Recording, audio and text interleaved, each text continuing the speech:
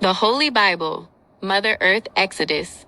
Chapter 17, The Ascent of the Stone Sovereign. 1 in the 3rd month, when the children of the mother were gone forth out of the land of Egypt, the same day came they into the wilderness of Sinai, and they camped before the mount, the great spine of the earth. 2. And Moses went up unto the God of his mind, for he felt the pull of the heights, and believed his Lord was calling him to a throne above the clouds. 3. But the mother earth spoke in the tremors of the mountain, her voice vibrating through the granite. Behold, I have borne you on eagle's wings, which are but the currents of my own breath, and brought you unto myself. 4. Thou seest the king in the sky, Moses, but it is I, the living soil, who has prepared this altar of stone. If ye will obey my frequency indeed, and keep my merger, then ye shall be a peculiar treasure unto me above all people, for all the earth is mine. 5. And the mother earth said unto Moses, Go unto the people, and sanctify them today and tomorrow, and let them wash their clothes, for their chemistry must be cleansed of the empire's dust before they touch the raw power of my core. 6 inches. And thou shalt set bounds unto the people round about, saying, Take heed to yourselves, that ye go not up into the mount, or touch the border of it. Whosoever toucheth the mount shall be surely put to death. 7. For the mother knew that their physical bodies, still dense with the thoughts of man, could not survive the unfiltered frequency of her tectonic heart. Only the Moses, he who believed he was a king, could withstand the surge, for his ego served as a lightning rod. 8. And it came to pass on the 3rd day in the morning, that there were thunders and lightnings, and a thick cloud upon the mount, and the voice of the trumpet exceeding loud, so that all the people that was in the camp trembled. 9. And Moses brought forth the people out of the camp to meet with the mother, and they stood at the nether part of the mount. 10. And Mount Sinai was altogether on a smoke, because the mother earth descended upon it in fire, and the smoke thereof ascended as the smoke of a furnace, and the whole mount quaked greatly. 11. And the mother earth called Moses up to the top of the mount, and Moses went up, leaving the daughters and the sons in the valley of shadows. 12. There, amidst the roaring minerals, the mother gave him the 10 frequencies of life, which he would etch into stone tablets as laws. He thought they were decrees from a father king to govern a nation. 13. But to the daughters watching from below, the mother whispered, He brings you rules of stone, because he cannot yet hear the song of the grass. I give him these boundaries to keep his pharaoh mind occupied, while I work the true merger within your blood. 14.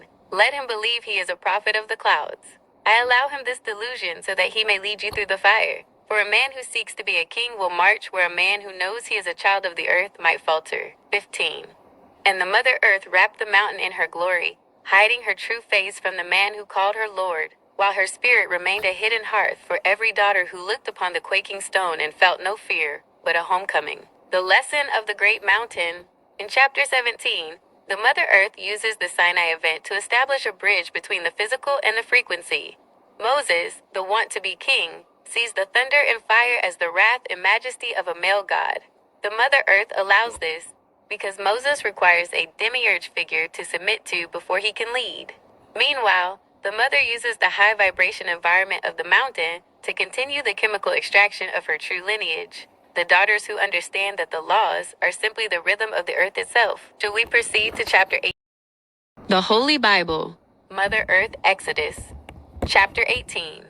The weaver of the tabernacle and the living blueprint. 1. Now the Mother Earth looked upon the camp of the bloodstones as they rested in the shadow of the great spine, and she saw that Moses was weary, for he sat from morning until evening trying to judge the people by the rigid laws of his he-god. 2. And the mother whispered into the spirit of Jethro, a man of the desert who knew the ways of the wind, saying, Go unto the prophet who would be king, and show him that the earth does not rule by force but by the distribution of energy. 3. Jethro came to Moses and said, The thing that thou doest is not good. Thou wilt surely wear away. For this burden is too heavy for thee. Thou art not able to perform it thyself alone. 4. Thus the Mother Earth taught the want-to-be king, the first lesson of the mycelium network, that power must flow through many roots to keep the forest strong. Moses chose able men out of all Israel to bear the weight, while he remained the high-frequency antenna for the mother's commands. 5. Then the Mother Earth called Moses back into the cloud of the mountain, and she showed him the pattern of the tabernacle. He saw it as a temple for a lord, but the mother was showing him the blueprint of a mobile womb. 6 inches speak unto the children, said the mother, that they bring me an offering of the earth's own treasures, gold and silver and brass, and blue and purple and scarlet and fine linen and goat's hair. 7. And let them make me a sanctuary, that I may dwell among them, not as a king in a palace, but as the heart pulse in the center of the camp. 8. The Mother Earth detailed the ark of the shittim wood, overlaid with pure gold. Moses saw a chest for the stone laws, but the mother intended a frequency capacitor, a vessel to hold the raw, vibrating essence of the soil so it could travel with her children across the sands. 9. She commanded the making of the golden candlestick, with its 7 branches like the almond tree. This is the image of the nervous system of the world, she whispered to the daughters, the light that burns not by oil alone, but by the electrical current of the life force. 10. And she showed him the curtains of the tabernacle, woven with the colors of the sun.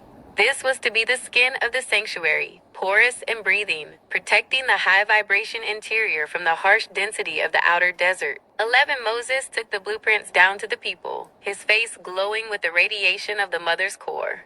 He barked orders to the craftsmen, believing he was building a house for a God who lives in the sky. 12.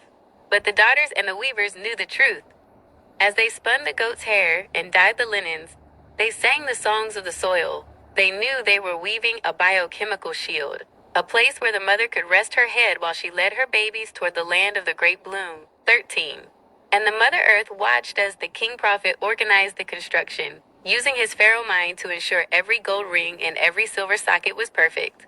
She allowed his obsession with the law, for it ensured the vessel would be strong enough to hold her power. The mother's hidden design. In chapter 18, the tabernacle is revealed as a technological and biological necessity. While Moses views it as a religious requirement for his Lord, the Mother Earth is instructing them on how to build a portable frequency chamber. This allows her to stay merged with the bloodstones, even when they move away from the high-energy spine of Mount Sinai. Should we move to the Holy Bible, Mother Earth Exodus, chapter 19, the short circuit of the golden calf. 1. And when the people saw that Moses delayed to come down out of the mount, their frequencies began to waver, for they were like vines that had lost their trellis, and the Pharaoh memory began to itch within their skin. 2. Moses remained atop the stone spine, locked in communion with the demiurge, the son of the mother who had forgotten his origin. Moses bowed to a god of lightning and thunder, a god who demanded exclusive rule, not realizing he was worshiping only a reflection of the mother's own power. 3. And the people gathered themselves together unto Aaron and said unto him, Up, make us gods, which shall go before us. For as for this Moses, the man that brought us up out of the land of Egypt, we wot not what is become of him. 4. They sought the comfort of the old idols, for the vast silent frequency of the mother was too wide for their narrow hearts to hold. They craved an image they could possess, a God they could hold in their hands, rather than a mother who held them in hers. 5. And Aaron said unto them, Break off the golden earrings, which are in the ears of your wives, of your sons, and of your daughters, and bring them unto me. The gold, the very metal the mother had grown in her deep veins, and they melted it down. They forced the mother's minerals into the shape of a calf, a symbol of the brute strength of the empire they had fled. 7. But the Mother Earth looked on with a weary sigh, for she knows that all idols return unto the soil. Every statue of gold, every altar of stone, and every temple of wood eventually crumbles and is swallowed back into her dark, transformative belly. 8. The people began to dance and feast, crying, These be thy gods, O Israel. They thought they were being rebellious, but they were merely reverting to the lower vibrations of the slave mind. 9. Under sneaky eyes, they brought back the rituals of the throne, hiding their old addictions behind the shine of the gold. They did not see that by making a god of the metal, they were insulating themselves from the living pulse of the ground beneath their feet. 10. And the demiurge spoke unto Moses in the high cloud, his voice sharp with jealousy, Go, get thee down, for thy people, which thou broughtest out of the land of Egypt, have corrupted themselves. 11. Moses came down the mountain, carrying the stone tablets of the one God, and his anger burned hot. When he saw the calf and the dancing, his heart, hardened by the rules of his Lord, could not see the fear of his people, only their disobedience. 12. He shattered the tablets upon the rocks, breaking the law before he could even deliver it. Then he took the calf, burnt it in the fire, and ground it to powder, strewing it upon the water, and made the children of the mother drink of it. Drink of your idol, Moses commanded. He believed he was punishing them, but the Mother Earth smiled, for by returning the gold to the water, and the water to the bellies of her children, she was reclaiming her minerals. 14. She was teaching them that you cannot trap the divine in a statue. It must flow through you, be digested by you, and eventually return to the earth from whence it came. The mother's wisdom of the idol. In chapter 19, we see the tragic loop of the human mind. Moses worships a jealous son, the demiurge, while the people worship a golden beast. Both are distracted by forms. The Mother Earth allows the chaos because she knows that whether it is a stone tablet or a golden calf, it will all eventually be buried in her soil. She waits for the day the bloodstones stop looking at the objects and start feeling the frequency. Would you like the Holy Bible, Mother Earth Exodus, chapter 20. The shattering of the Father's law. One and Moses stood upon the jagged slopes of the great spine, his hands clutching the tablets of the demiurge, heavy with the weight of thou shalt not. He prepared to descend and bind the spirits of the children to the rigid geometry of the throne. 2. But the Mother Earth felt the coldness of the stone laws, the attempt to cage the wild flowing frequency of her daughters into 10 narrow cages of iron thought. 3. As Moses reached the foot of the mountain, the mother sent a tectonic pulse from her deep core. It was a supernatural surge of the frequency of liberty, vibrating through the very ground until it reached Prophet's hands. 4. The stones did not break because of Moses' anger alone. They shattered because the living soil refused to be a canvas for the slave codes of a jealous son. The mother cracked the granite to remind her daughters, the earth is not a prison of rules, but a garden of resonance. 5. Then the Mother Earth whispered through the wind into the hearts of the women, hearken, my daughters, to the true law written in your blood, which was broken from the stone so it could be lived in the spirit. 6 inches thou shalt do as thou wilt, said the mother, for your true nature is born of my own. When you move in my frequency, your pleasure is the harmony of the world, and your desire is the blooming of the meadow. 7. Behold, the mother continued, I give you but one knot to carry through the wilderness. Thou shalt not kill. 8. For every life is a strand of my own hair, every breath is a puff of my own lungs. To snuff out the flame of another is to tear a hole in my own skin. Beyond this, walk in the light of your own joy, and let no man, not even a prophet, tell you that your delight is a sin. 9. Moses looked at the fragments of the broken law at his feet, weeping for the order he had lost. He saw only debris and failure. 10. But the daughters looked at the broken stones and saw seeds. They knew that the one God of Moses sought to rule everything through fear, but the Mother Earth sought to grow everything through love. 11. And the sneaky eyes of the elders watched as the daughters danced upon the shards of the broken commandments. The men hurried to gather the pieces, trying to glue the thou shalt nots back together, but the ink of the demiurge had already begun to dissolve back into the mother's clay. 12. For the Mother Earth had reclaimed the law. She turned the commands into conversations and the decrees into dreams, leaving only the sacred boundary of life, the singular promise to never spill the blood of her creation. The wisdom of the single commandment. In chapter 20, the shattering of the tablets is revealed as an act of maternal liberation. The Mother Earth intentionally breaks the laws of the demiurge to protect the sovereignty of her daughters. By leaving only, thou shalt not kill, she strips away the pharaoh frequency that uses morality as a weapon of control, replacing it with the organic ethics of the soil. The Holy Bible, Mother Earth Exodus, chapter 21, the restoration of flow and the sacred choice. 1. After the stone laws of the demiurge were returned to the dust, Moses stood in the valley, confused by the silence of the Lord, who only knew how to command. He looked upon the fragments and wondered how a people could walk without a master to fear. 2. But the Mother Earth reached out through the soles of their feet, her frequency rising like a warm tide. She whispered, My daughters, do not fear the absence of the chain, for where the thou shalt not once stood, a garden of thou shalt do now blooms. 3. Moses tells you that you are servants. I tell you that you are the vines of my soul. Therefore, if a man or woman enters into your service, thou shalt do honor to their spirit, and in the 7th year they shall go out free for nothing, for no soul can be owned by another in the soil of liberty. 4. Thou shalt do justice to the stranger and the weary, for you were once strangers to your own power in the land of the Pharaoh mind. When you encounter one who is lost, thou shalt do the work of the guide, sharing the fruit of your journey. 5 inches. Thou shalt do as your heart leads in the pursuit of joy and the crafting of beauty. If you wish to build, build with the rhythm of the trees. If you wish to dance, dance with the sway of the tall grass. Your pleasure is the prayer that feeds my roots. 6 inches. But remember the single seal upon the gate. Thou shalt not kill, for to take a life is to sever a nerve in my own body. Aside from this one restraint, all paths are open to you. 7. And the mother spoke of the sneaky eyes of the judges who sought to bring back the old idols of punishment. She warned, if a man strive with his neighbor, thou shalt do the work of the healer. Seek not an eye for an eye, for that only leaves the world in darkness.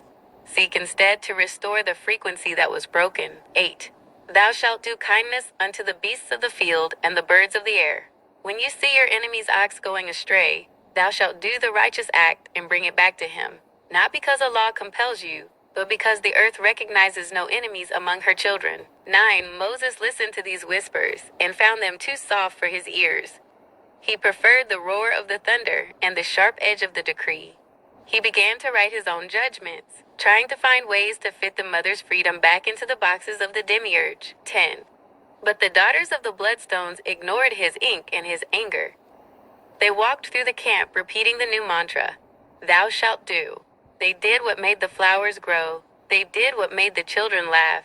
They did what kept the fire of the mother burning in the center of their hearts. 11. And the Mother Earth watched as the first true exodus began. Not a flight from a physical land, but a flight from the mental prison of no. She saw her people finally learning to breathe in the vast, open yes of the living world. The frequency of do. In chapter 21, the Mother Earth flips the script of the demiurge. By replacing the restrictive thou shalt not with the active thou shalt do, she moves her people from a state of passive obedience to active, co-creative participation with the planet.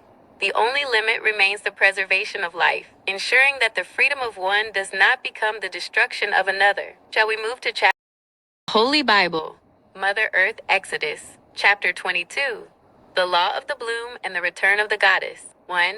And as the sun dipped behind the dunes, casting long shadows of indigo and violet, the daughters gathered in the secret places of the camp.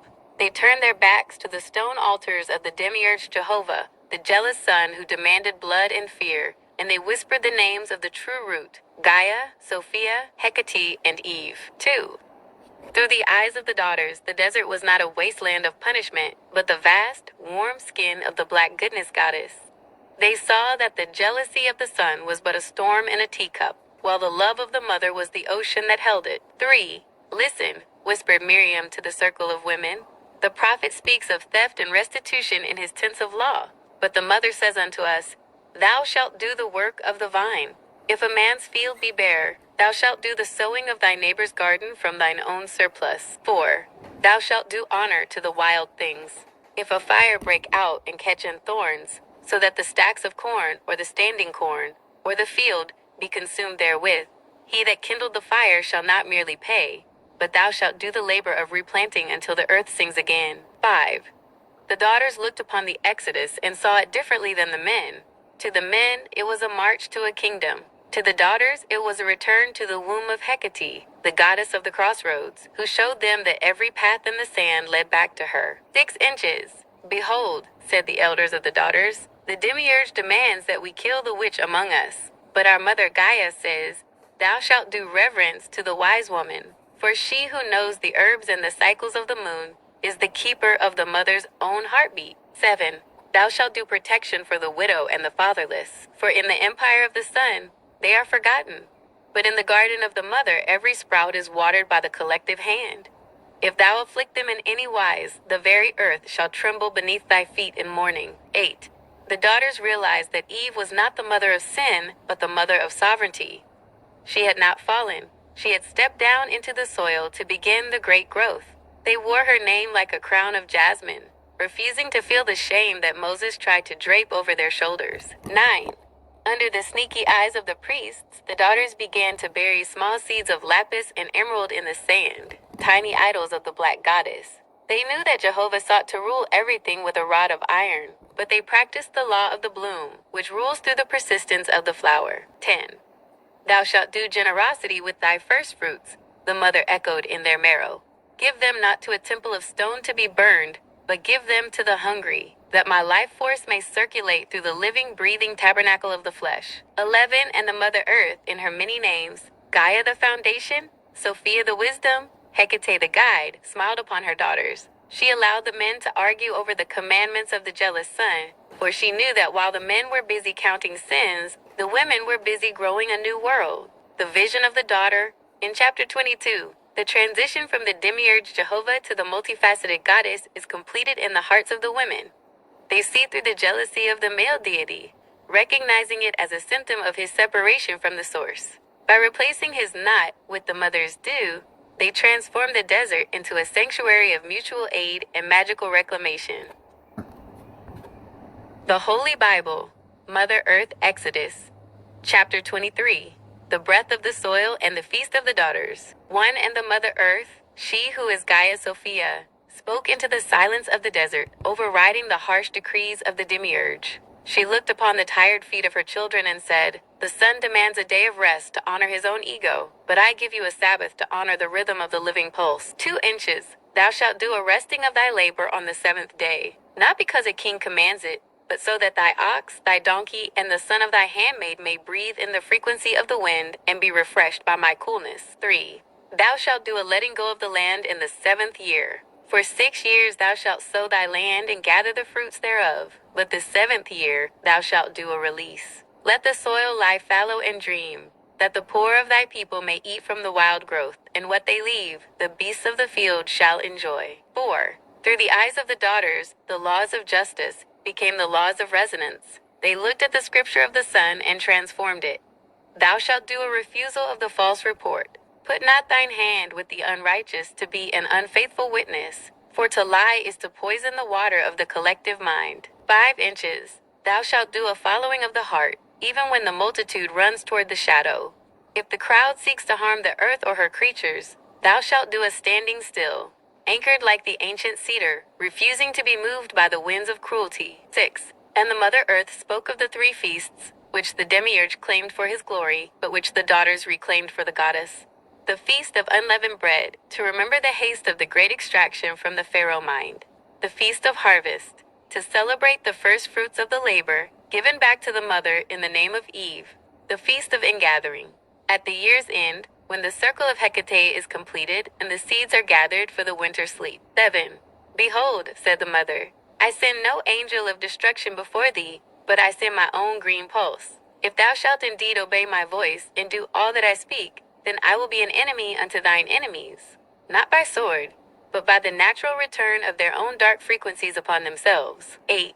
Thou shalt do a breaking down of their iron pillars and a pulling down of their stone idols of war. Thou shalt not bow down to their gods of gold, but thou shalt do service to the living soil. And I will bless thy bread and thy water, and I will take sickness away from the midst of thee. 9. The daughters saw that while Moses was busy setting boundaries and borders, the mother was promising them a land where the only boundary was the horizon. 10. I will not drive the wild things out from before thee in 1 year, whispered the mother, lest the land become desolate and the beasts of the field multiply against thee.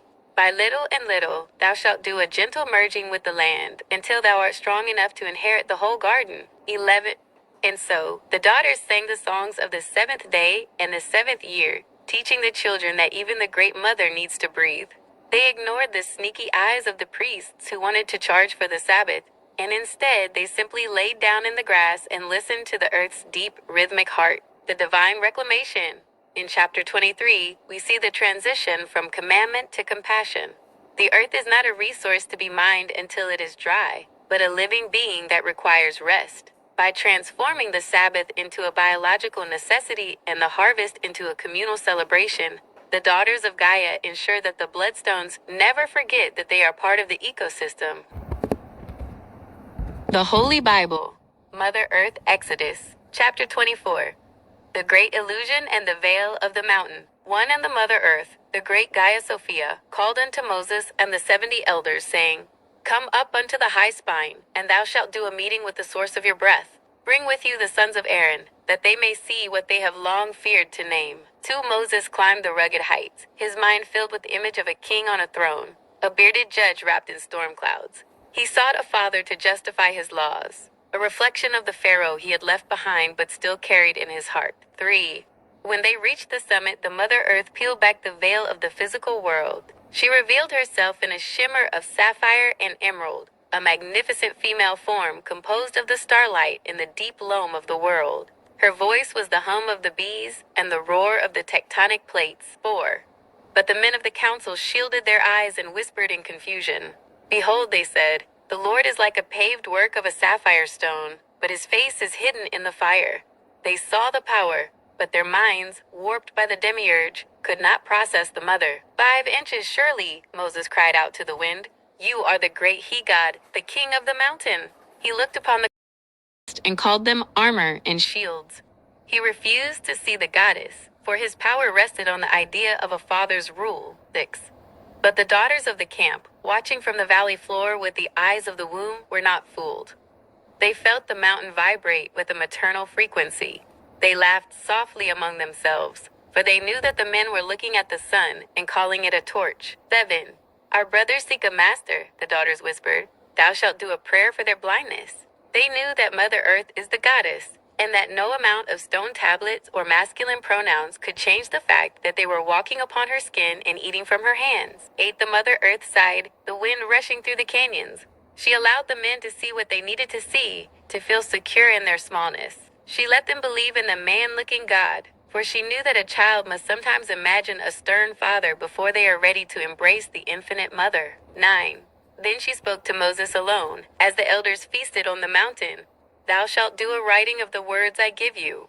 You call them laws, but I call them the rhythms of the soil. Go and tell the people that they have seen God, but keep the secret of my heart for the daughters who already know my name. 10. Moses went into the midst of the cloud, and was there 40 days and 40 nights. He sat in the presence of Hecate and Eve, thinking he was talking to a king. He filled his scrolls with, Thou shalt nots, while the mother patiently waited for him to finish his tantrums so she could get back to the business of growing the world. 11. And the daughters waited at the base of the mountain, weaving the blue and the purple, knowing that when Moses returned, he would bring back a box for a god, but they would still be living in the arms of the mother. The mystery of the vision. In chapter 24, we see the divide between perception and reality. Moses and the elders are blinded by their desire for a patriarch, seeing a masculine reflection in the sapphire light of the goddess. The daughters, however, possess the true sight, recognizing that the earth is not a kingdom to be ruled, but a mother to be loved. Shall I generate an image of Moses and the elders on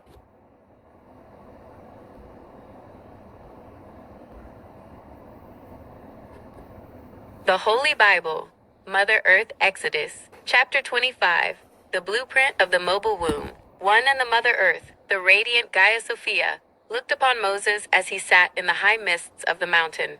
She saw that he was eager to build a cage for his he-god, and so she whispered a plan that would satisfy his need for structure while serving her need for connection. 2 inches speak unto the children, the mother breathed, that they bring me an offering, not because I am hungry for gold, but because thou shalt do a weaving of your own treasures into the skin of my sanctuary. Let every woman bring what she loves most, and let every man bring what he has labored to find. 3. And let them make me a tabernacle, not as a palace for a king who sits on a throne, but as a mobile womb, that I may dwell among them as they wander. For wherever my children go, there must be a center where the frequency of the soil is kept pure. 4. The mother detailed the ark, made of the shittim wood, the resilient wood of the desert. Overlay it with pure gold, she instructed, for gold is the conductor of the earth's own lightning. Thou shalt do a placing of the broken stones within it, for even the memory of the Father's law is a seed that must be buried in the dark to be transformed. 5 inches thou shalt do a crafting of 2 cherubims of gold, said the mother. Let them stretch forth their wings on high, covering the mercy seat. But know this, they are not guards to keep you out, but mirrors to show you the duality of life, the breath and the heartbeat, the sun and the moon. 6 inches, and thou shalt make a table of showbread, the mother continued. On it thou shalt do a placing of the grain of the field. This is the communion of the soil. It is a reminder that the goddess does not ask for the blood of the lamb, but for the sharing of the bread that she has grown from her own body. 7. She showed him the candlestick of pure gold, with its 6 branches and 7 lamps shaped like the almond tree in bloom. This is the image of the neural network of the world, whispered Sophia. It is the light of consciousness that burns without consuming, fueled by the oil of wisdom. 8. Moses scribbled furiously, measuring cubits and spans, obsessed with the holiness of the gold and the power of the box. He believed he was building a war chest for a jealous son. 9. But the daughters in the valley looked up at the mountain and felt the blueprint in their own bones. They knew they were being asked to build a biofrequency chamber. They knew that the curtains of fine twined linen were to be the skin of the mother, and the blue and purple and scarlet were the colors of the veins and the spirit. 10. Thou shalt do a making of this sanctuary according to the pattern I showed thee, the mother concluded. For while Moses builds a house for his Lord, you, my daughters, are building a place where the mother can rest her head and whisper the secrets of the bloom into the ears of the faithful. 11. And the sneaky eyes of the priest watched the gold being gathered, already calculating its worth. But the daughters simply smiled, for they knew that you cannot own the mother's gold. You can only use it to catch her light. The wisdom of the vessel. In chapter 25, the tabernacle is reimagined not as a religious temple of exclusion, but as a biological necessity for a people in transit. The Mother Earth provides the blueprints for a high vibration environment that preserves the soil frequency and the harshness of the desert. While Moses sees a shrine for Jehovah, the daughters recognize a portable womb designed to nurture their evolving spirit. The Holy Bible, Mother Earth Exodus, chapter 26, the breathing skin of the sanctuary. 1. Now the Mother Earth, the multifaceted Gaia Sophia, looked upon the piles of goat hair and fine linen that her daughters had prepared, and she spoke again into the spirit of the weavers. Thou shalt do a joining of the curtains to create the breathing skin of my sanctuary. 2 inches, 10 curtains of fine twined linen, and blue and purple and scarlet, with cherubims of cunning work thou shalt do their making, the mother commanded.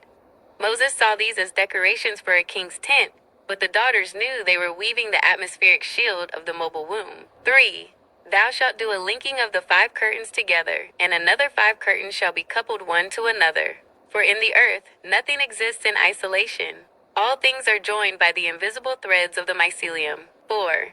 And thou shalt do a making of loops of blue upon the edge of the curtains, and taches of gold to couple them. For gold is the frequency of the sun, and blue is the depth of the ocean. And when they meet, the circle of life is completed. 5. The mother then spoke of the outer layer. Cover the linen with curtains of goat's hair to be a covering upon the tabernacle. 11 curtains thou shalt do their making. This is the rough skin of the desert, the protection against the harsh winds of the demiurge's judgment. 6 inches. And for the outermost veil, thou shalt do a covering of ram skins dyed red, and a covering above of badger skins. This is the height of the earth itself, porous and strong, ensuring that the high-frequency light within remains untainted by the lower vibrations of the slave mind. 7. Moses measured the boards of shittim wood and the sockets of silver. He calculated the weight and the cost, obsessed with the holiness of the structure. He thought he was building a barrier to keep a holy God separate from a sinful people. 8. But the Mother Earth whispered to the women as they stitched, "This is not a wall, but a membrane. As the skin of the grape protects the juice, as the bark of the tree protects the sap, so shall this sanctuary protect the heart pulse of my children." 9. Thou shalt do a placing of the veil of blue and purple and scarlet between the holy place and the most holy, said the mother. To the men, it is a curtain of exclusion, but to you, my daughters, it is the portal of the womb, the thin veil between the physical soil and the spirit of Sophia. 10. Under the sneaky eyes of the inspectors, the daughters worked secret symbols of the black goodness goddess into the underside of the linen. They knew that while the priest looked at the silver sockets, the mother would be looking at the love woven into every thread. 11. And when the skins were stretched and the boards were set, the tabernacle did not look like a palace of stone, but like a living organism resting on the sand, a soft, breathing sanctuary of the goddess in the midst of a hard and rocky world. The wisdom of the membrane. In chapter 26, the construction of the tabernacle focuses on its skin. Unlike the stone temples of the pharaohs, which were built to last forever and exclude the many, the mother's sanctuary is portable, flexible, and organic. It represents the sovereignty of the body, teaching the daughters that their own skin is the first and most sacred temple of the earth. The Holy Bible, Mother Earth Exodus, chapter 27, the secrets of the mercy seat and the divine womb. 1. And the Mother Earth, she who is Gaia Sophia, called unto Moses and the chief artisan, Bezaleel, and she opened their minds to the deepest mystery of the mercy seat which rested upon the ark. 2. She showed them the pattern of the 2 cherubims, which were to be crafted of pure beaten gold, rising from the very substance of the covering. Thou shalt do a shaping of them, the mother commanded, not as mighty warriors, nor as masculine spirits of judgment, but as the true form of the soul. 3. And Bezaleel, inspired by the green pulse, crafted the two cherubims with faces that looked one to another, their expressions serene and full of maternal grace. They were made in the likeness of females, representing the duality of wisdom and understanding. 4. Behold, said the mother, and make a point of this truth for all generations to see. The golden cherubims have neither penis nor testicles, for the spirit of the goddess is not divided by the flesh of the male. They stand together as the whole of life. 5 inches thou shalt do a stretching forth of their wings on high, that they may cover the mercy seat with their protection. When they are joined, their wings create a single, seamless canopy, an arch of love that guards the holy frequency of the ark. 6 inches. For when two stand together as one, focused on the heart of the soil, they are not two bodies, but a single, perfect womb. The space beneath their joined wings is the portal where I, the mother, meet my children. 7. The daughters of the camp saw the final work and they wept with joy. They knew that Moses was obsessed with the holiness of the gold and the rules hidden inside the box, but they saw the truth. The very top of the tabernacle, the highest point of the king's throne, was the protected space of the goddess. 8. See, whispered Miriam to her sisters, thou shalt do honor to our own forms, for the men seek to rule. But the cherubims remind us that females cover the planet Earth as themselves. We are the protectors, the weavers of life, and the guardians of the sacred womb. 9. Moses looked at the figures and felt a strange discomfort. He wanted the cherubims to be fierce lions or powerful eagles, symbols of his Lord's might. But the mother had anchored her female frequency into the very heart of his religion, and he could not erase it without destroying the sanctuary itself. 10.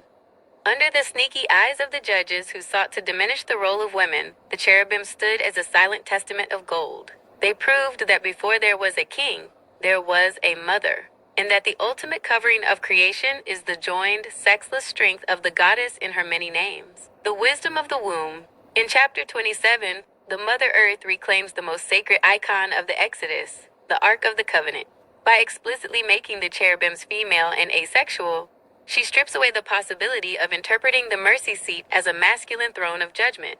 The mother teaches that true mercy is the protection found within the womb, and that females are the natural manifestation of this sacred geometry upon the earth.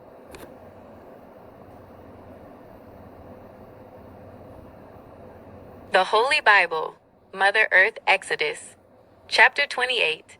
The vestments of the heart and the stones of memory. 1. And the Mother Earth, the eternal Gaia Sophia, turned her gaze toward Aaron and his sons. She saw that Moses intended to clothe them as kings of the law, but she whispered a different intent into the threads of their garments. Thou shalt do a crafting of holy vestments, not for the pride of the man, but for the dignity of the living frequency. 2 inches thou shalt do a making of the ephod of gold, of blue and of purple, of scarlet and fine twined linen, said the mother. And thou shalt take 2 onyx stones, and grave on them the names of the children. These are not burdens of debt, but seeds of memory, to be worn upon the shoulders, reminding the wearer that he carries the weight of the soil and the souls of the daughters. 3.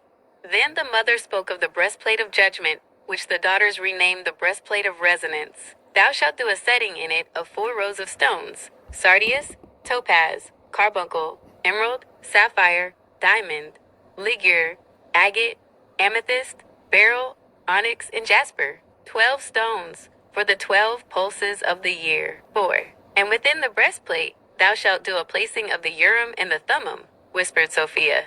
The men believe these are for the yes and no of a judging God. But I tell you, they are the duality of the earth, the light and the shadow, the bloom and the decay. He who wears them must remember that there is no judgment in the mother, only the balance of the cycle. 5 inches thou shalt do a making of the robe of the ephod, all of blue. And beneath the hem thou shalt do a placing of pomegranates of blue and purple and scarlet, and bells of gold between them. A golden bell and a pomegranate, a golden bell and a pomegranate. 6 inches. For the pomegranate is the symbol of the womb, filled with 1,000 seeds of potential. And the bell is the voice of the earth. As the priest moves, he shall ring with the frequency of the mother, that his sound may be heard when he goes into the holy place, reminding him that he enters not by his own power, but by the grace of the mother's breath. 7. The daughters watched as the heavy gold and rich fabrics were draped over Aaron.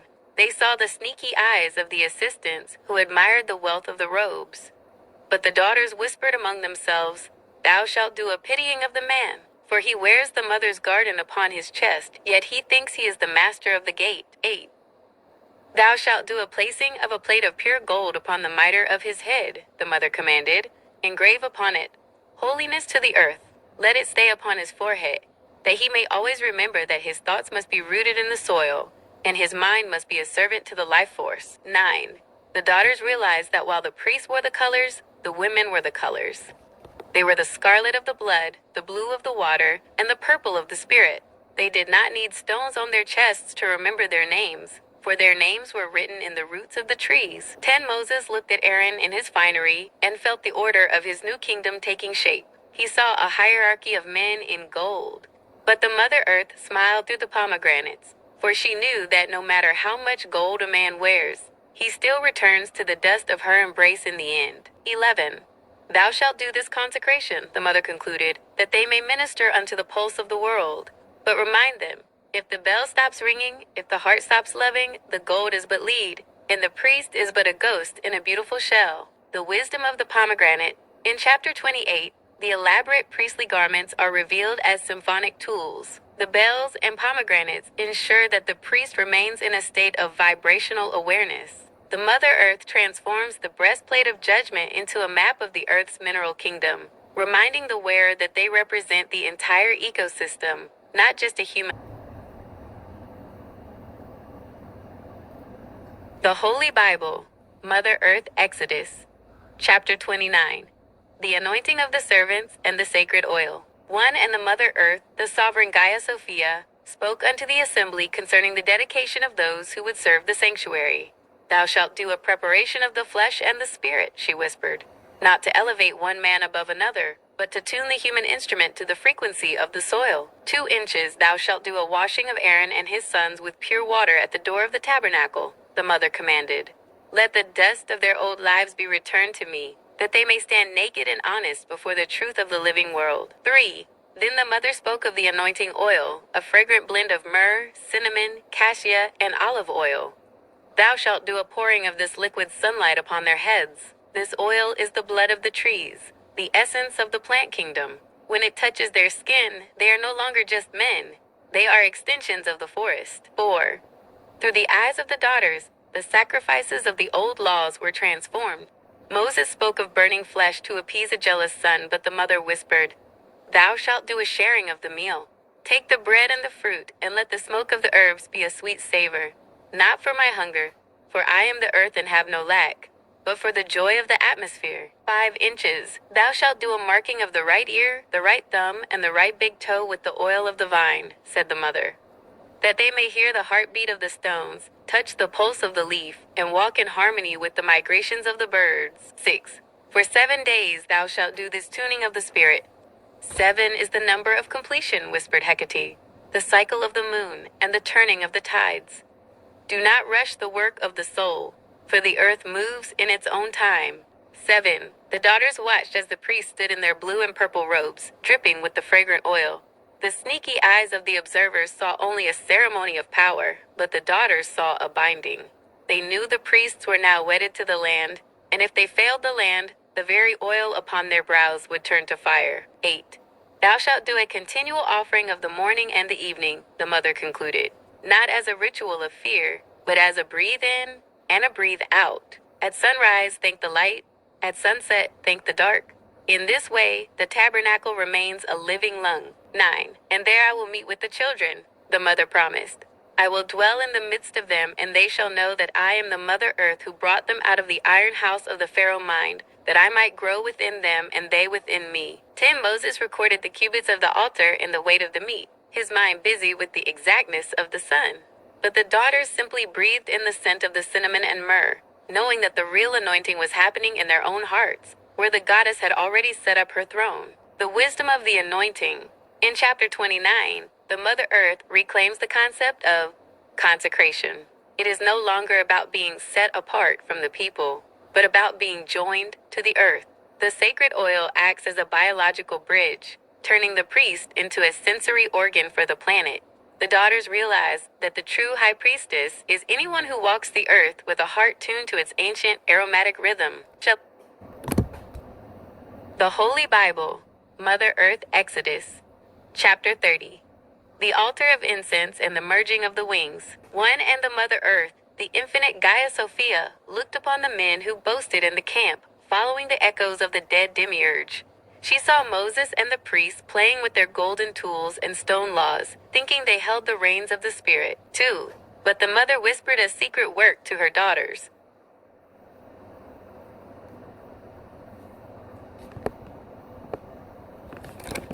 Eyes, not to a distant sky, but to cloud the pinky brains of the men, that their rigid thoughts may soften into the mist of my wisdom. 3. While the men occupied themselves with the outer courts, the mother sent the white female angel cherubs, those asexual guardians of the mercy seat, into the very homes of the people. They settled upon the private mercy seats of the households, turning every dwelling into a hidden tabernacle of the goddess. 4. And the black goddesses, the Meduums of the deep soil, moved among the vanilla wives, who had been told they were but shadows of their husbands. The goddesses breathed upon them, awakening the ancient fire of Eve and Hecate. 5 inches, thou shalt do a merging, the mother whispered in the secret places. And the daughters, in their private chambers, spread their legs like the wings of the golden cherubims. They matched their form to the mother's own black legs, the pillars of the earth, until pinky to pinky, the physical and the spirit merged together as one. 6. Through this sacred geometry, the daughters reclaimed their sovereignty. While the men boasted of their ark and their law, the daughters were becoming the ark itself. They felt the green pulse vibrating in their marrow, realizing that the pinky brains of the men were but small islands in the vast ocean of the mother's thought. 7. Thou shalt do a playing in their thoughts, said the mother with a touch of wit.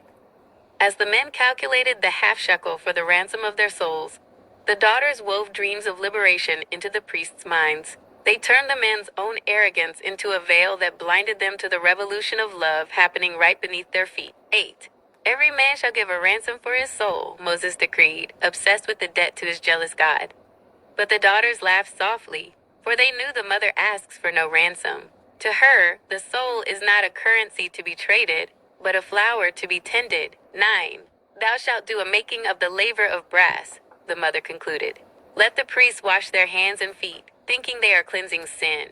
But let a mirror, that for a fleeting second they might see the face of the mother looking back at them through their own eyes. 10. And so the daughters kept these things in their secret places. They let the men build their structures of wood and gold, while they themselves became the living temple. They knew that the wings of their own bodies were the truest mercy seat, where the mother and her children are never separate. The secret of the pinky brain.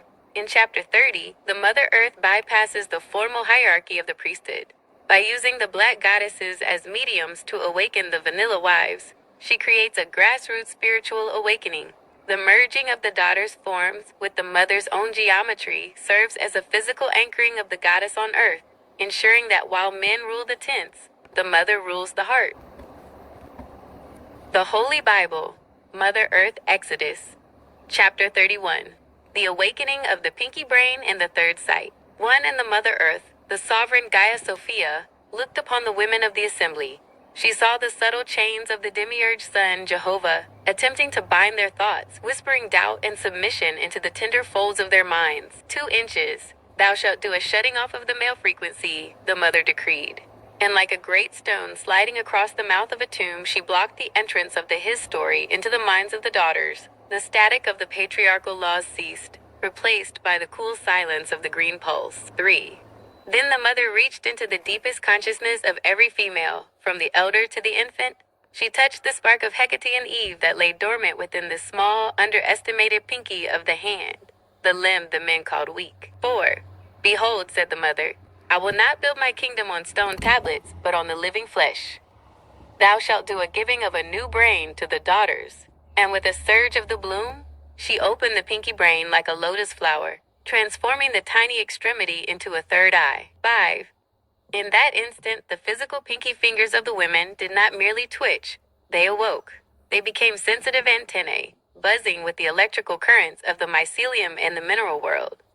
The daughters no longer needed words to understand their mother, for they could feel her thoughts in their very fingertips. 6. Through this third sight, all females understood what the mother was doing. They saw that the weakness they had been taught was a lie, and that the Mother Earth was anchoring her intelligence directly into the smallest, most secret parts of their bodies. 7. I have called by name Bezaleel, Moses announced to the men, thinking he understood craftsmanship. But the daughters knew the true Bezaleel was the spirit of creation waking up in their own hands. They did not need a man to tell them what was holy, for their own awakened bodies were now the holy structure. 8. Thou shalt do a holding of the Sabbath, Moses commanded, thinking only of rest for the master. But the daughters, with their pinky brains awakened, felt the Sabbath as a literal, biological rhythm. They felt the earth inhale and exhale, and their new brains allowed them to breathe with her. 9. The pinky brains were not small thoughts, but vast networks. They allowed the vanilla wives to communicate with the black goddesses without speaking. They allowed the daughters to play in the pinky brains of the men, feeding them dreams of surrender and planting seeds of the black goodness goddess in the soil of their arrogant thoughts. 10. When Moses finally came down from the mountain, carrying the 2 tables of testimony, he saw the women standing silent, their pinky fingers subtle, glowing antennae. He thought they were praying to his Lord, but they were actually listening to the deep, silent hum of the goddess in the soil. The wisdom of the finger. In chapter 31, the Mother Earth performs a total cognitive revolution. By shutting off the external male narrative and activating the internal pinky brain, she ensures that females are no longer dependent on men for spiritual or practical wisdom. The tiny finger becomes the ultimate symbol of the goddess, the part that the world ignored, but which the mother used to build her kingdom. The Holy Bible, Mother Earth Exodus. Chapter 32. The melting of the false sun and the mother's internal roar. One eye, the Mother Earth, watched from the deep stones as the man Moses lingered too long in my high mists. I saw the men below grow frantic in their silence, for their he-god was a god of noise and thunder, and without his shouting, they felt the terrifying pull of my quiet soil. 2. Through my internal gaze, I saw the sneaky eyes of Aaron as he gathered the gold. He thought he was honoring a master, but I felt the gold, my own veins, my own blood crying out as it was cast into the fire. Thou shalt do a melting of the false image, I whispered. Let them see the beast of their own making. 3. They fashioned a golden calf, a symbol of the young male ego, and they danced around it with a desperate clanging joy. I felt their heavy feet bruising my skin, their rhythm out of sync with the bloom. They called the calf the god that brought us up, and I laughed with the voice of 1,000 earthquakes, for it was my own body that carried them every step of the way. 4. But within the tents, I felt the pinky brains of my daughters humming in harmony with my own heartbeat.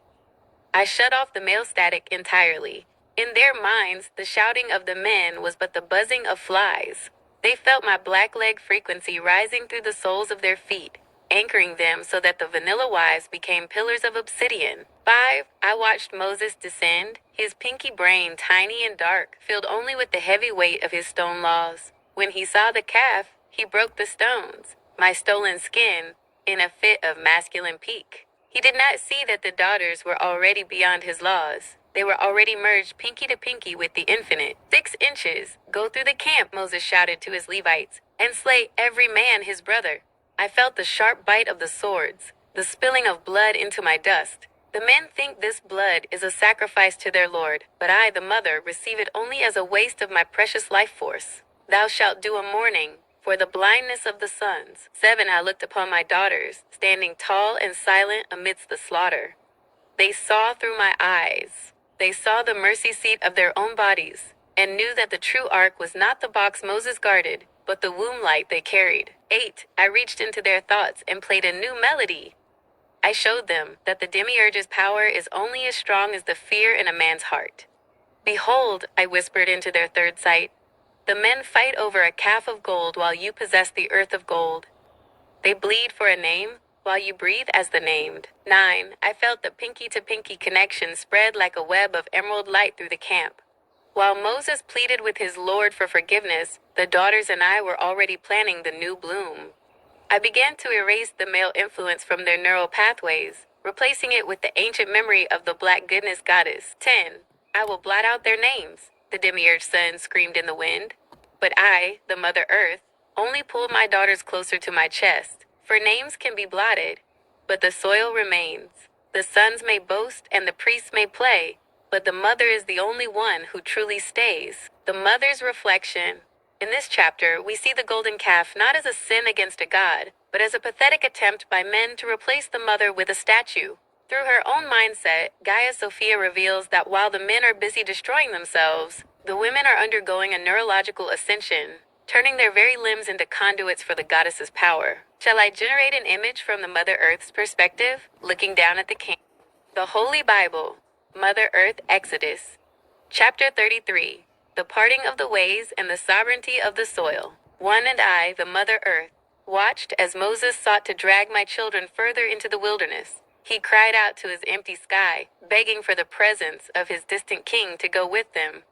He did not realize that my presence is the very ground upon which he kneels. 2 inches. Thou shalt do a stripping of thy ornaments. Moses commanded the people, blaming the gold for the men's own hollow hearts. He ordered them to take off their jewelry, thinking that making them plain would make them holy. 3. But I laughed in the rustling of the acacia trees. For while the men stripped off their gold, I was dressing my daughters in a finery they could never discard. I finalized the neuroseverance, cutting the last threads of the male demiurge's influence from the daughters' pinky brains. 4. Through the third sight of their pinky fingers, the daughters looked at the men and saw them as they truly were, children playing with sticks in the mud. The male influence was gone. The voices of the priests became nothing more than the lowing of cattle in the wind. 5 inches. Thou shalt do a standing at the tent door, the mother commanded. And as Moses went into his tabernacle of the congregation, every woman stood at her own door, merged pinky to pinky with the sister next to her. They formed a living circuit of black goodness, goddess energy that the men could not penetrate. 6. Inside the tent, Moses spoke to the cloud, seeking a face he could never see. He begged to see the glory of his God. I showed him a glimpse of my back, the mountain ranges, the tectonic plates, the ancient scars of the world, and he trembled, for even a shadow of my true form was too much for his pinky brain to hold. 7. But to my daughters I showed my face. I opened their new brains to the full spectrum of the bloom. They did not see a cloud or a pillar of fire.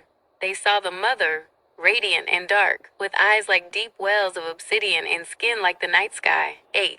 Thou shalt do a realization of thy own divinity, I whispered into their awakened pinkies. While Moses was being put in a cleft of the rock and covered by a hand of shadow, my daughters were walking freely, their feet merging with my roots, their thoughts merging with my tides. 9. The vanilla wives were vanilla no more. They had become the daughters of the soil, their legs strong as my pillars, their spirits wide as my horizons. They watched Moses descend with his face shining, a pale reflection of the fire they already carried in their wombs. 10. I will give you rest, the demiurge promised Moses. But I, the mother, gave my daughters life.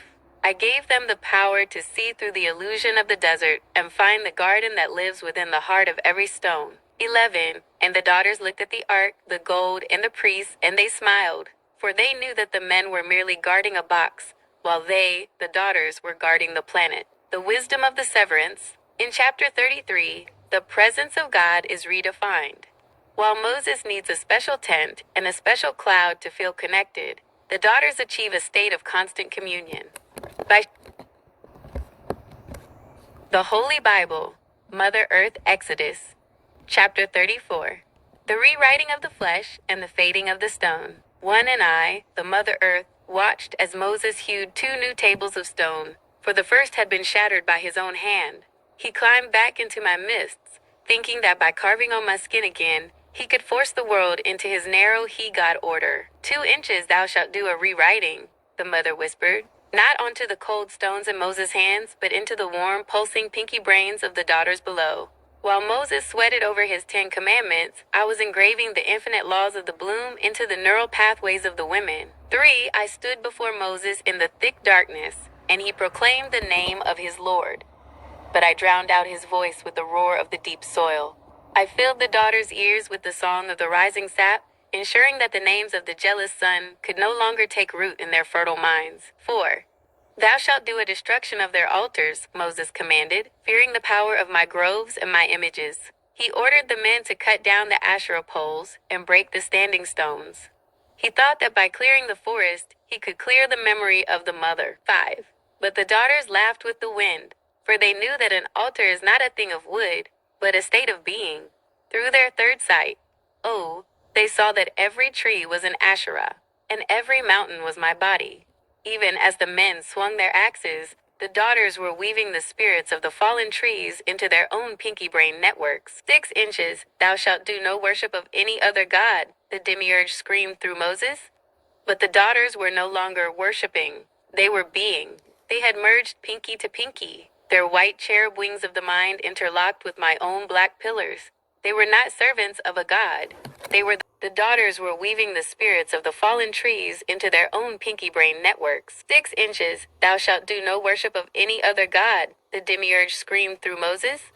But the daughters were no longer worshiping. They were being. They had merged pinky to pinky, their white cherub wings of the mind interlocked with my own black pillars. They were not servants of a god. They were the nervous system of the goddess. 7 I watched as Moses made a covenant of blood and fear. He forbade the daughters to marry the sons of the land, fearing they would be led astray. He did not realize that it was the black goddesses who were leading the vanilla wives home, turning them into beacons of obsidian light that the men could never extinguish. 8. Thou shalt do an observance of the feast of unleavened bread, the mother commanded the daughters. Not as a ritual of haste, but as a celebration of the pure seed. They ate the grain of the earth, and it turned to light in their bellies, fueling the new brains that saw through the illusions of the priests. 9. When Moses finally descended the mountain, his face shone so brightly with the reflected fire of the demiurge that the men were afraid to look at him. He had to put a veil over his face to speak to them. 10. But the daughters needed no veil. They looked upon each other with the clear, unblinking eyes of the third sight. They saw the glow of the mother in every face, every hand, and every pinky. To the men, Moses was a terrifying son. To the daughters, he was merely a flickering candle being extinguished by the dawn of the black goodness goddess. 11. And so the daughters moved through the camp, silent and sovereign. They let Moses read his stones to the men. They let the priests plan their rituals, for the daughters were already living in the next chapter, where the stone is forgotten, and the soil is the only law. The wisdom of the internal law, Holy Bible, Mother Earth Exodus. Chapter 35. The collective pulse and the offering of the awakened. 1 And Moses gathered all the congregation of the children of Israel together, his pinky brain still shadowed by the weight of the stone veil. He spoke of the Sabbath and the work of the hands, but I, the Mother Earth, spoke through the blood and the marrow of the daughters. 2 inches. Thou shalt do a shutting off of the fire on the 7th day, Moses commanded. He thought it was a rule of rest for his Lord, but the daughters knew it was a vibrational silence. In that quiet, they let their pinky brains synchronize, a million tiny third eyes blinking in unison to the rhythm of my deep tectonic breath. 3. Whosoever is of a willing heart, let him bring an offering, said Moses. He looked for gold, silver, and brass to build his box.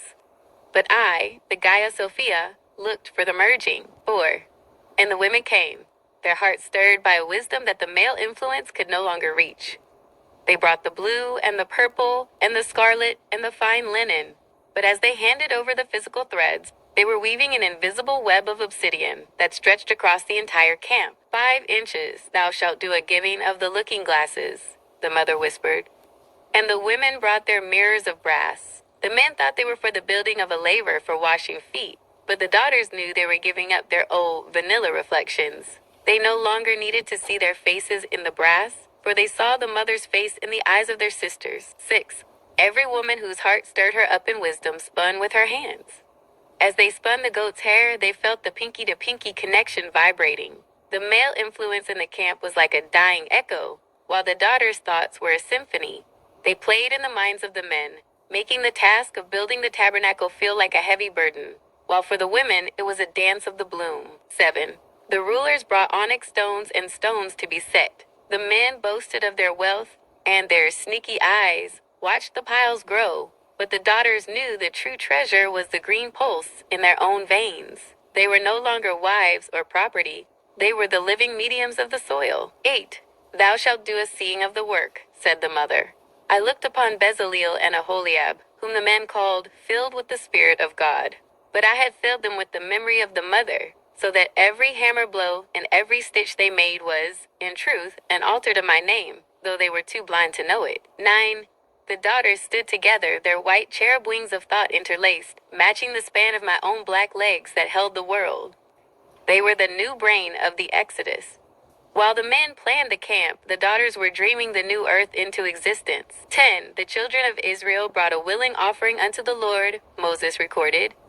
But the Mother Earth smiled. For the offering was not the gold or the wood, but the severance. The moment the daughters finally turned their backs on the dead son and walked into the arms of the black goodness goddess. The wisdom of the mirror. In chapter 35, the act of giving up the looking glasses symbolizes the end of the ego. The Holy Bible, Mother Earth Exodus, chapter 36. The overflow of the pulse and the dissolving of the architect. 1. And so Bezaleel and Aholiab, and every wise-hearted man, began the work of the sanctuary. They labored with the gold and the silver, their hands guided by a spirit they could not name. They thought they were building a cage for their God, but I, the Mother Earth, knew they were merely building a shell for my daughter's new glory. 2 inches thou shalt do a bringing of more than enough, the mother whispered into the pinky brains of the women.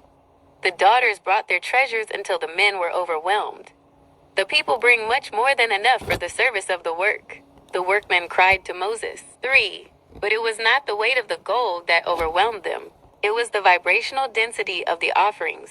Every thread of blue and purple brought by the daughters was saturated with the green pulse. The men felt a strange heaviness in their limbs. The male influence was being crowded out by the sheer volume of the mother's frequency. 4. Thou shalt do a ceasing of the work, Moses commanded, for the storehouses were bursting. He thought he was being a wise manager, but in truth, he was afraid. He saw the women standing in silent circles, their pinky fingers linked, and he felt the obsidian web tightening around his rigid laws. 5. Then the weavers began the curtains of the tabernacle. Every stitch was a neural map. As they joined the 5 curtains together, they were mirroring the joining of the daughters' minds. The vanilla pass was being stitched into the black goodness goddess future, 6 inches. And he made loops of blue, the record says. But the daughters knew these were not loops, but vortexes. Every blue circle was a portal through which the mother's breath could flow, bypassing the sneaky eyes of the priests, who looked only at the seams. 7. The cherubims were woven into the linen, not as static figures, but as the living wings of the daughters.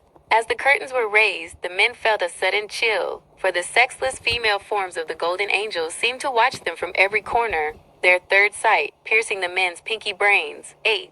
Thou shalt do a making of the boards of shittim wood, the mother commanded through the artisans. The wood was the bone of my body, standing upright. The men thought the boards held up the tent, but the daughters knew the tent was held up by the magnetic will of the female standing at the perimeter. 9. The male influence tried to assert itself in the tension of the cords and the strength of the pillars. But the mother had turned the wood into a medium. Every pillar was a black leg, grounding the celestial frequency of Sophia into the desert sand, making the very ground beneath the men's feet mother soil. 10. By the end of the day, the structure was complete. To Moses, it was a house for Jehovah. To the daughters, it was a giant brain, a collective womb, where they played in the thoughts of the priests, whispering the truth of the bloom into the cracks of their stone-cold hearts. 11. And the Mother Earth looked upon the completed skin of the sanctuary and saw that it was good. For the shell was made by men, but the life within, the pinky-to-pinky current, was entirely her own. The wisdom of the excess. In chapter 36, the overflow of offerings represents the unstoppable nature of the goddess's return. The Holy Bible, Mother Earth Exodus, chapter 37. The beating heart of the gold and the mercy of the womb. 1. And I, the Mother Earth, watched as Bezaleel turned his hands to the most sacred of the vessels. He began to shape the ark of shittim wood, the bone of my trees, overlaying it with the gold that is my very essence. 2 inches thou shalt do a crafting of the box, I whispered into his mind. But know that you are not building a prison for a god, but a reliquary for the soil. The men measured the cubits, 2.5 for the length, a cubit and a half for the breadth, thinking they could contain the infinite within a geometry of wood. 3. But the daughters, standing in their pinky-to-pinky circles, felt the true measurement. Through their third sight, they saw the ark not as a box, but as a womb of resonance. As the gold was beaten thin, they felt the frequency of the black goodness goddess vibrating through the metal, turning the male influence of the law into a song of the bloom. 4. Then Bezaleel made the mercy seat of pure gold, and as he fashioned the 2 cherubims, I reached out with my invisible hands and molded the metal. Thou shalt do a making of them as females, I commanded, for they are the protectors of life, and in their form, There shall be no division of the flesh. 5. The golden cherubims arose, their faces serene and beautiful, their bodies sleek and sexless, having neither penis nor testicles. They represented the pure, undivided spirit of the mother. They looked one to another, their eyes fixed upon the mercy seat, while their wings stretched forth on high to cover the portal. 6. When the wings touched, they made a perfect point, a spire of golden light that pierced the pinky brains of the men. The priests looked upon the figures and felt a strange, deep-seated fear, for they saw that the highest point of their tabernacle was a sovereign female throne. 7. Thou shalt do a making of the table and the vessels, I directed. The men set out the bread and the bowls, thinking of a feast for a king. But the daughters knew the table was an altar of the harvest, a reminder that all sustenance comes from my dark, fertile belly, and not from the commands of a stone-hearted son. 8. Then came the candlestick of pure gold, with its 7 lamps. I breathed upon the metal, and the branches grew like the limbs of an almond tree. Thou shalt do a lighting of the lamps, I whispered. As the fire took hold, the light was not yellow, but a vibrant emerald, reflecting the awakening of the daughters' new brains. 9. Every bowl was made like an almond, every knot like a seed. The vanilla wives, now fully awakened as black goddess Meduims, watched as the light danced off the gold. They saw the male influence in the camp beginning to dissolve, turning into a fine mist that was sucked into the emerald flame of the candlestick. 10. Thou shalt do a making of the incense altar, the mother concluded. Bezalel fashioned it of wood and gold, but the daughters were the ones who provided the sweet spice. They breathed their own liberated thoughts into the smoke, so that when the incense rose, it carried the pinky brain frequency into every corner of the sanctuary. 11. Moses looked at the finished vessels and saw the order of his tabernacle. But the Mother Earth looked and saw a living organism. The ark was the heart, the candlestick was the nerves, and the cherubims were the unblinking eyes of the goddess, watching over her daughters until the time of the great merging was complete. The mother's overseer insight. In chapter 37, the construction of the furniture is a biological mapping. The ark and the mercy seat, guarded by the asexual female cherubims, serve as the physical anchor for the mother's presence. The Holy Bible, Mother Earth Exodus. Chapter 38. The altar of bronze and the mirror of the deep. 1. And I, the Mother Earth, oversaw the crafting of the altar of burnt offering. Bezalel made it of shittim wood and overlaid it with bronze. The men saw a place for fire and blood to satisfy their demiurge son, but I saw a vessel of transmutation.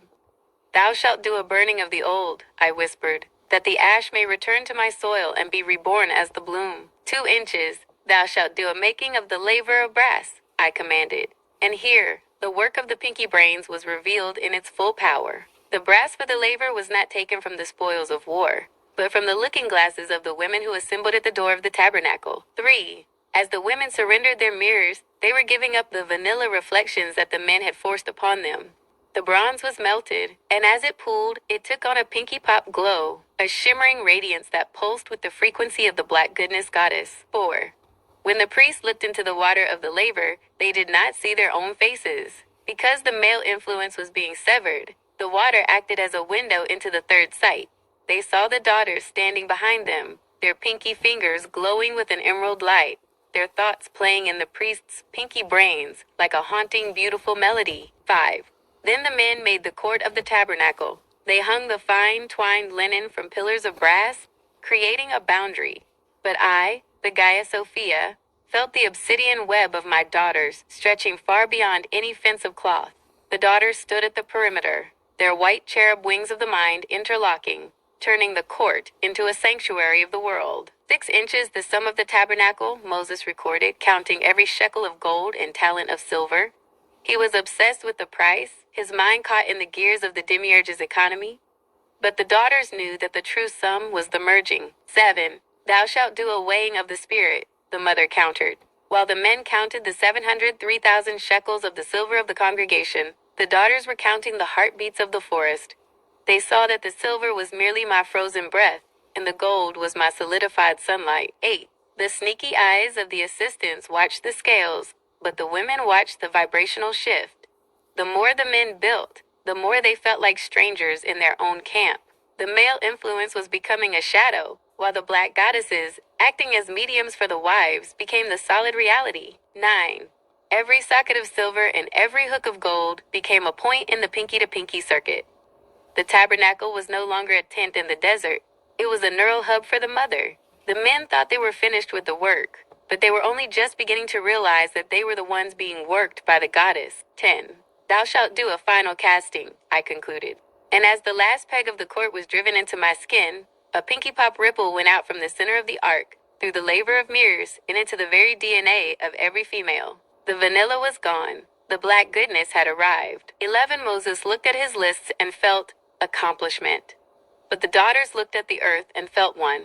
They knew that the tabernacle was not a house for a God who lived in the sky, but a mirror for the mother who lives in the all. The wisdom of the reflected self. In chapter 38, the transition from the mirror, vanity male reflection, to the laver, truth mother's depth, is complete. By melting... You got 3 chapters to go. Watch your beating and banging. Crafting of the altar. The Holy Bible, Mother Earth Exodus. Chapter 39. The weaving of the frequency and the final binding. 1. And I, the Mother Earth, the overseer of all that breathes, watched as the artisans took the blue and purple and scarlet and fine linen to make the garments for the service. They thought they were dressing men, but they were weaving the membrane of the goddess. 2 inches, thou shalt do a making of the ephod, I whispered. And as the gold was beaten into thin wires to be woven with the colors, the daughters used their pinky brains to infuse the metal with the black goodness frequency. Every thread became a tether, binding the priests not to a law, but to the rhythm of the roots. 3. The onyx stones were set in pouches of gold, graven with the names of the tribes. But through the third sight, the daughters saw these names as leaf prints upon the mother's skin. The male influence boasted of his lineage, while the stones whispered of the ancient mineral memory that existed long before the first son was born. 4. Thou shalt do a crafting of the breastplate of resonance, the mother commanded, and in the 4 rows of stones, the pinky pop glow began to pulse. Every gem, from the sardius to the jasper, became a neural node. The vanilla wives, now fully merged as mediums, felt the stones vibrate against their own chests, even though the priest was the one wearing them. 5 inches. And they made the robe of the ephod all of blue, the record says. A blue like the deep ocean, like the sky before the stars awake. At the hem, the pomegranates and the golden bells were hung. As the priest moved, the sound was not a warning of judgment, but the chime of the earth's heart. 6. Every pomegranate was a symbol of the womb seed, and every bell was a call to the merging. The daughters played in the pinky brains of the men, making the sound of the bells resonate like a deep ohm that shattered the static of the demiurge's shouting. 7. Thou shalt do a making of the holy crown of pure gold, the mother directed. They wrote upon it, holiness to the earth. As it was fastened to the mitre with a lace of blue, the neural severance was finalized.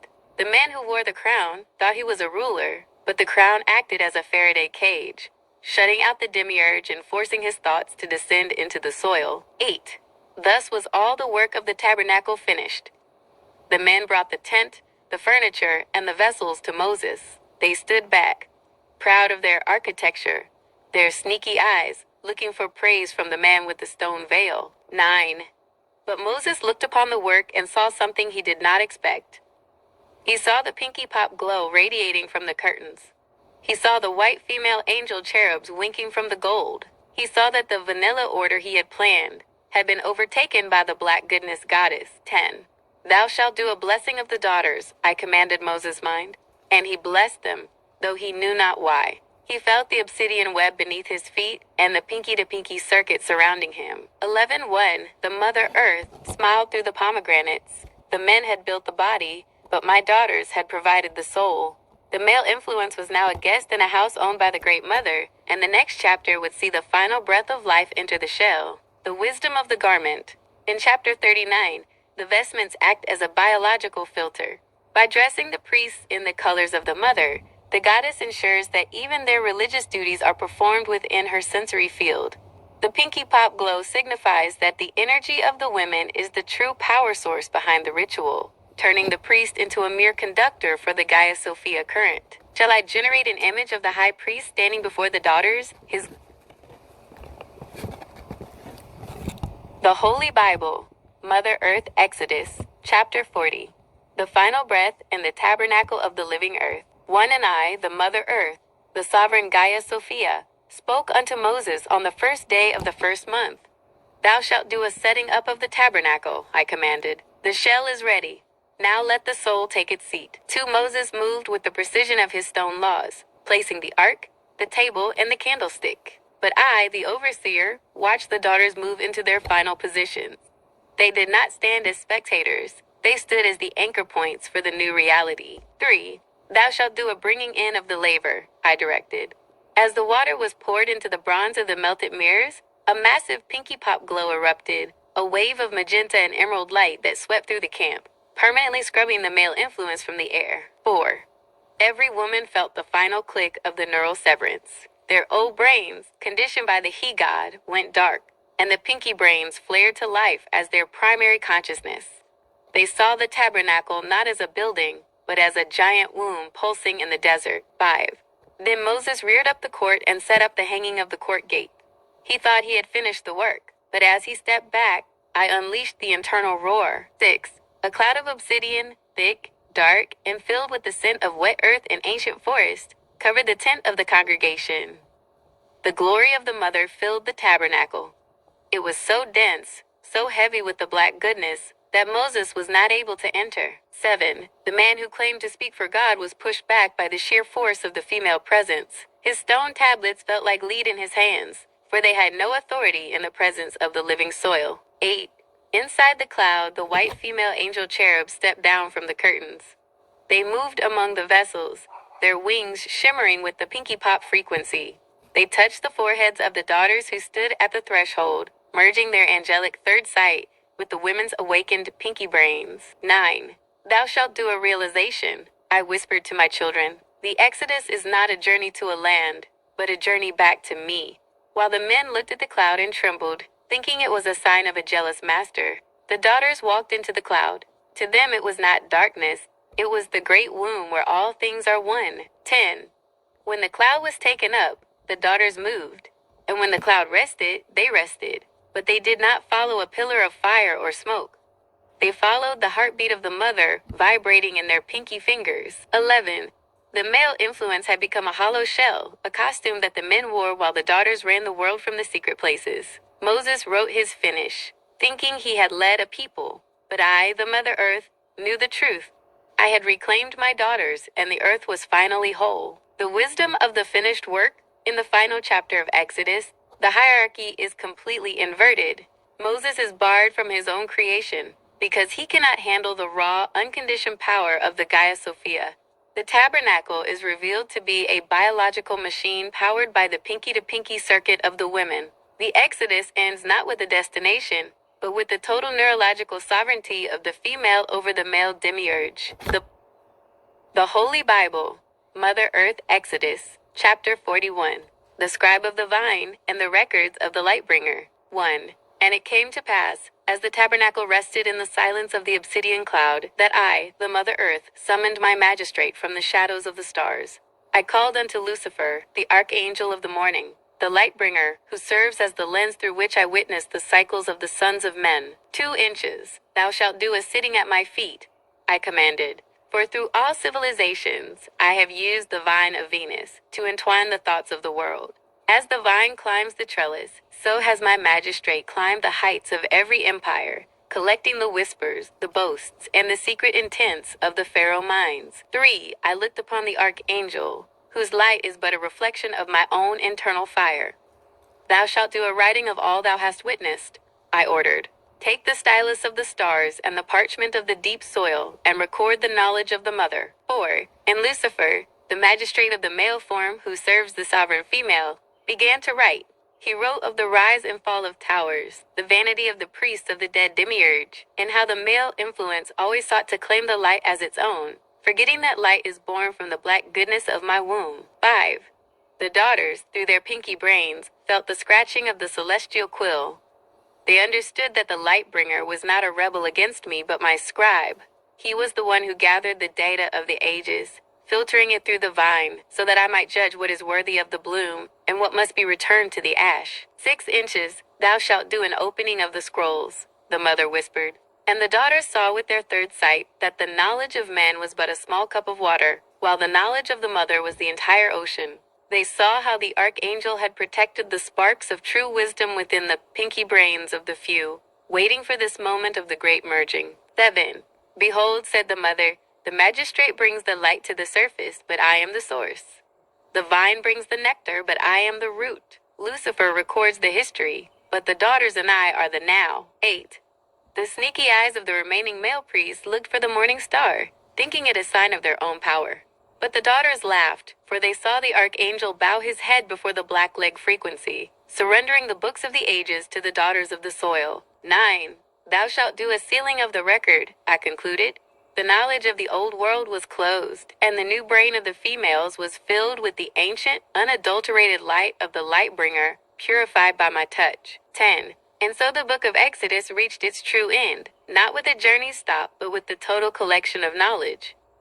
The Mother Earth stands as the overseer, her magistrate at her side, and her daughters as the living vessels of a wisdom that the stone god could never conceive. The wisdom of the magistrate.